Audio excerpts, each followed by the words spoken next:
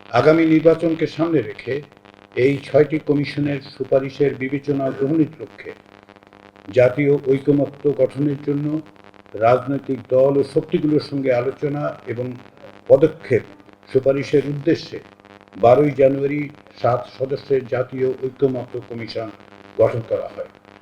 অন্তর্বর্তী সরকারের প্রধান উপদেষ্টা অধ্যাপক মোহাম্মদ ইউনূস এই কমিশনের সভাপতি।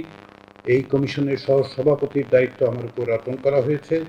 এই কমিশনের অন্য সদস্যরা হলেন ডক্টর বদিউল আলম মজুমদার, জনাব আব্দুল মুঈদ চৌধুরী, জনাব সারফরাজ হোসেন, বিচারপতি এমদাদুল হক এবং ডক্টর ইফতেখারুজ্জামান।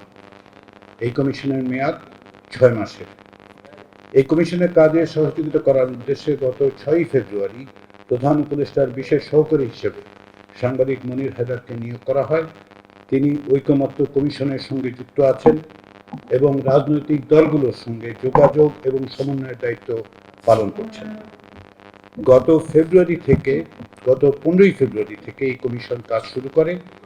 কমিশনের উদ্বোধন উপলক্ষে ওই দিন প্রধান উপদেষ্টা ও কমিশনের সভাপতি অধ্যাপক ইউনূসের সভাপতিত্বে রাজনৈতিক দলগুলোর সঙ্গে সৌজন্য সভা অনুষ্ঠিত হয়।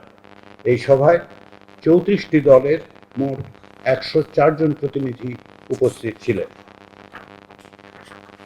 সভায় উপস্থিত সকল রাজনৈতিক দলের প্রতিনিধিরা সংস্কার প্রক্রিয়া এগিয়ে নিয়ে যেতে তাদের সংকল্পের কথা পুনরায় ব্যক্ত করেন। ওই সভায় রাজনৈতিক দলগুলোর অনুরোধের পরিপ্রেক্ষিতে ৩৪টি রাজনৈতিক দলের কাছে ৬টি কমিশনের পূর্ণাঙ্গ প্রতিবেদনের হার্ড কপি ২২শে ফেব্রুয়ারির মধ্যে পৌঁছে দেওয়া হয়। উল্লেখ্য যে ইতিপূর্বেই এই সব দলকে প্রতিবেদনগুলোর সফট কপিও পাঠানো হয়েছিল। এরপর ঐকমত্য কমিশনের সদস্যরা ৩ দফা বৈঠকে মিলিত হন এবং সংশ্লিষ্ট কমিশনগুলোর প্রতিবেদনগুলো থেকে গুরুত্বপূর্ণ সুপারিশগুলোকে চিহ্নিত করেন।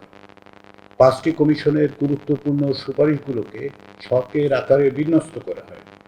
এইসব ছকে পুলিশ সংস্কার কমিশনের সুপারিশগুলোকে যুক্ত করা হয়নি। পুলিশ সংস্কার কমিশন মনে করেন যে তাদের সুপারিশসমূহ প্রশাসনিক ব্যবস্থার মাধ্যমে বাস্তবায়ন সম্ভব।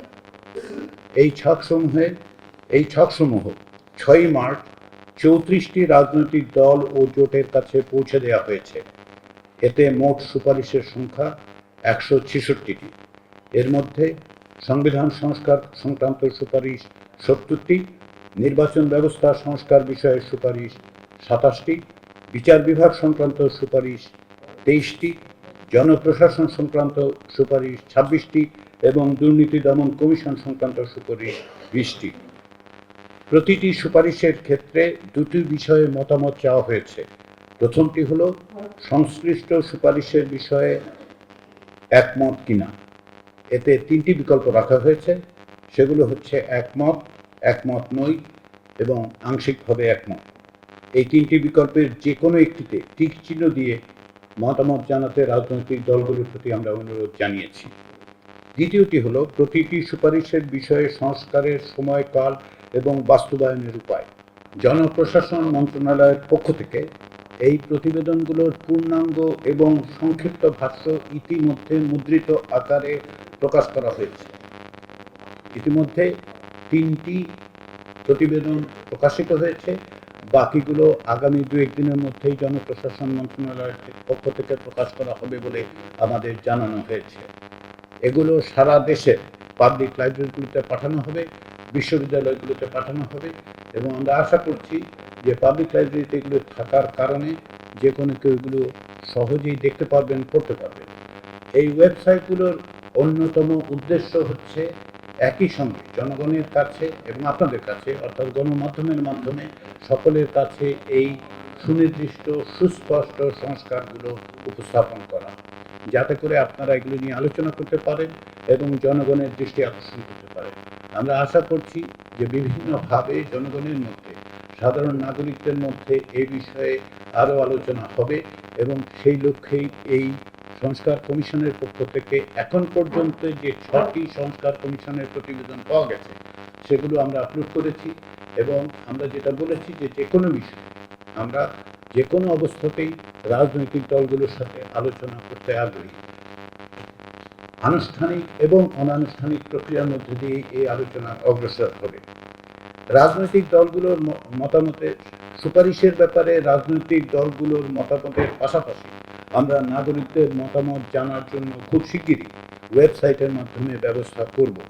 আমরা মনে করি যে কেবলমাত্র রাজনৈতিক দল নয়, এদেশের প্রত্যেকটি নাগরিকের এই অধিকার আছে যে এই সমস্ত সংস্কারের বিষয়ে তারা যেন সুস্পষ্ট মতামত দিতে পারেন, এবং এই বিষয়ে আমরা যত দ্রুত সম্ভব যখনই এই ওয়েবসাইটে এইগুলো আমরা সকলের জন্য উন্মুক্ত করব, তখন আপনাদেরকে আমরা সংবাদ বিজ্ঞপ্তির মাধ্যমে জানাবো, এবং আমরা আশা করছি, অনুরোধ করছি যে আপনারা যেন সেটি সকলের কাছে পৌঁছে দিতে পারেন। সংবিধান এবং রাষ্ট্রীয় বিভিন্ন প্রতিষ্ঠানের সংস্কারের লক্ষ্যে সংস্কার কমিশনগুলো তাদের কার্যক্রমে রাজনৈতিক দলগুলো, নাগরিক সমাজ এবং গণমাধ্যমের প্রভূত সহযোগিতা লাভ করেছে।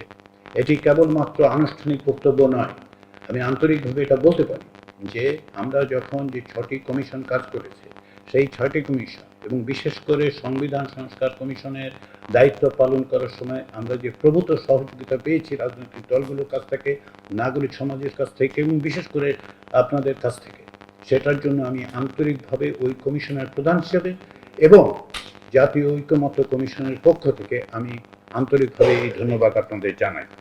আমরা মনে করি যে একইভাবে জাতীয় ঐক্যমত্য কমিশন তাদের কাছ থেকে, অর্থাৎ রাজনৈতিক দলগুলোর কাছ থেকে, নাগরিক সমাজের কাছ থেকে, আপনাদের কাছ থেকে এখন পর্যন্ত আমরা অভাবনীয় সহযোগিতা পেয়ে আসছি, আপনাদের সমর্থন পেয়ে আসছি। আমরা আশা করছি যে আগামী দিনগুলোতে রাজনৈতিক দল, জনসমাজ এবং আপনাদের এই সহযোগিতা অব্যাহত থাকবে।